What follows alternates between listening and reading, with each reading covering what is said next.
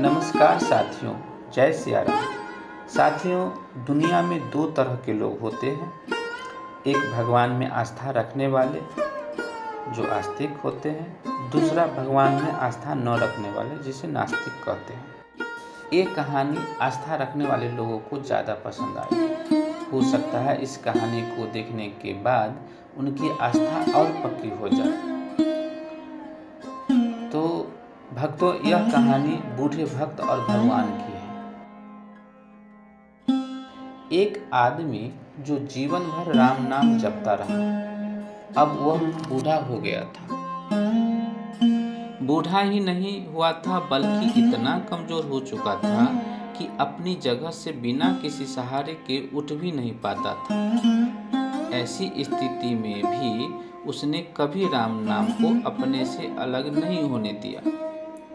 वह पूरा दिन मन में राम नाम लेता रहता।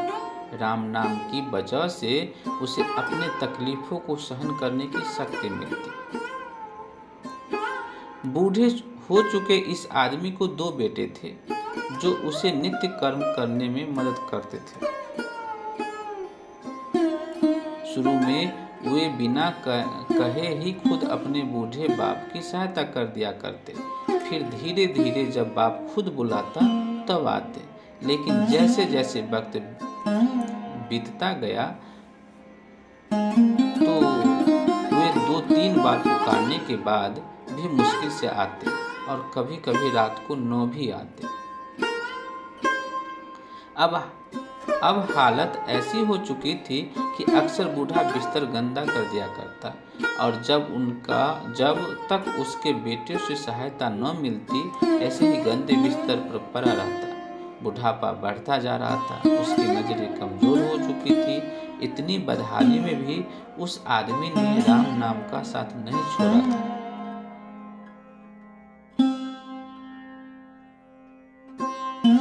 एक बार बूढ़े को नित्य कर्म करना था।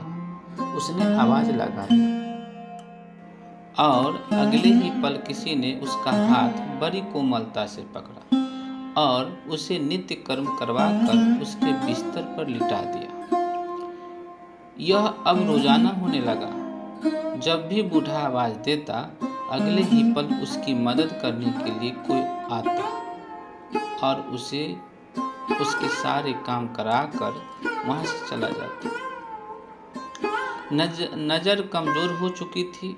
देखकर बूढ़ा उसे पहचान नहीं पाता था, लेकिन बूढ़ा जानता था कि यह उसके बेटे नहीं हो सकते और वह स्पर्श भी उनके बेटों को नहीं था। एक दिन जब बूढ़े आदमी ने अपने नित्य क्रिया करने के लिए अपने बेटों से मदद मांगी, तब अगले ही पल उसे फिर से वही मुलायम वाला स्पर्श महसूस हुआ।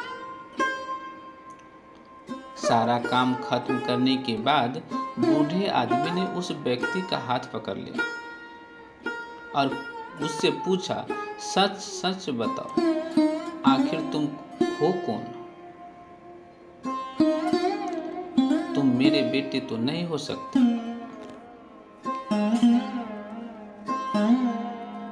बूढ़े के सवाल के साथ उसके कमरे में बहुत तेज रोशनी हुई और प्रभु ने अपने दिव्य अवतार में वहां पर दर्शन दिए। किसी भी वस्तु को बड़ी मुश्किल से देख पाता था वही बूढ़ा भगवान के दिव्य रूप को स्पष्ट रूप से देखने में समर्थ हो गया। जिस भगवान का नाम वह पूरा जीवन लेता रहा, उसे अपने पास पाकर बूढ़ा उनके चरणों में गिर पड़ा और बोला, भगवान मैं धन्य हो गया जो आपने मुझे साक्षात दर्शन दिए। लेकिन भगवान, मैं बहुत शर्मिंदा हूँ क्योंकि मैंने आपसे मेरे नित्य कर्म करवाए।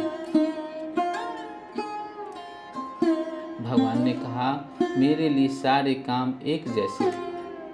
अगर वह काम मुझे अपने भक्तों के लिए करना पड़े तो मुझे सभी कामों में खुशी मिलती है।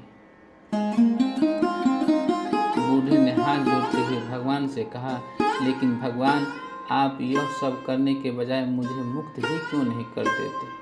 क्या आपके दर्शन मात्र से मेरी मुक्ति संभव नहीं है?